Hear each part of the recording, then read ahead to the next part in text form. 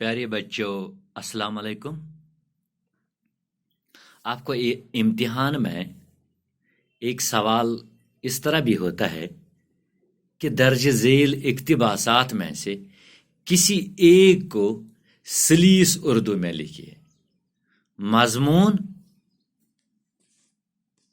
और मुसन्निफ का हवाला भी दीजिए। फर्ज करो आपको यह इक्तिबास होगा, तो आपको किस तरह इसका सलीस करना है। इल्म लियाकत में वो लोग उनके पासंग भी न थे, उन्हें इतना भी इल्म न था कि जमीन सूरज के गिर्द घूमती है या आफताब जमीन के गिर्द, ताहम वो चैन करते थे। वो लोग कभी कभी आजराए तरहम पंडित जी के साथ हमसायगी के हक अदा किया करते। कभी सेर आध सेर दूध भिजवा देते, कभी तरकारियां, मगर उसके इवज, उसके बदले में पंडित जी को ठाकुर साहिब के 2 और मुंशी जी के 3 लड़कों की निगरानी करनी पड़ती। ये है इक्तिबास। सबसे पहले हमें यह पता होना चाहिए कि ये किस कहानी में है, ये किस आपकी किताब के किस लेसन से माखूज है। सबसे पहले आपको यह पता होना चाहिए। तो पैराग्राफ अगर आपने किताब अच्छी तरह से पढ़ी हो तो पैराग्राफ के पढ़ते ही, इस इक्तिबास के पढ़ते ही आपको पता चलेगा कि ये किस मजमून से लिया गया है। गो हम इस तरह से लिखते हैं, यह इक्तिबास प्रेमचंद के अफसाने इबरत से माखूज है। यह इक्तिबास हम इस तरह से भी लिखते हैं, यह इक्तिबास प्रेमचंद के अफसाने इबरत से माखूज है। या हम इस तरह से भी लिख सकते हैं, यह इक्तिबास या ये चंद सुतूर या ये पैराग्राफ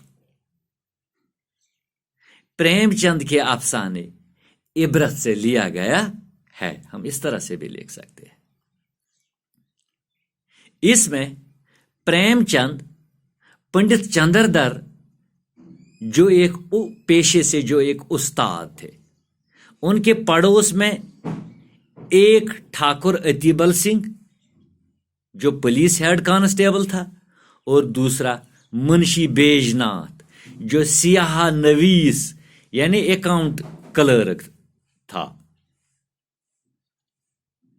ये दोनों जो हैं इल्म लियाकत के एतबार से पंडित जी यानी मास्टर जी के मुकाबले में कुछ भी नहीं थे। उन्हें यह तक भी नहीं मालूम था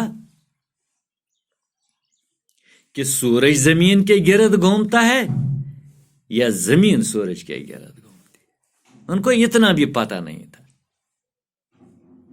लेकिन फिर भी वो बड़े आराम से जिंदगी गुजारते थे।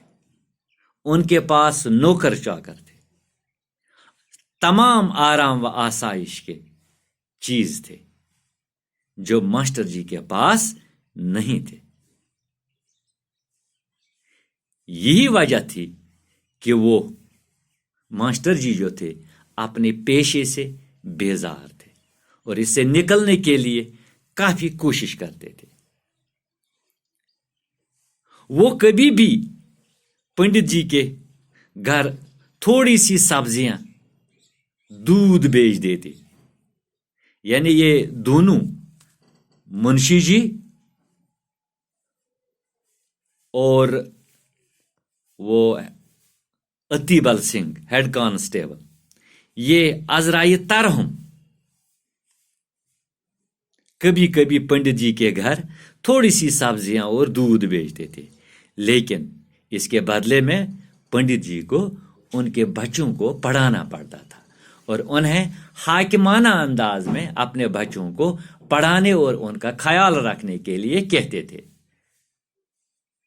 پنڈت جی کو ان کا حکم ماننا پڑتا تھا۔ یہ ہے سلیس۔ انشاءاللہ کل کوئی دوسرا سلیس سمجھاؤں گا۔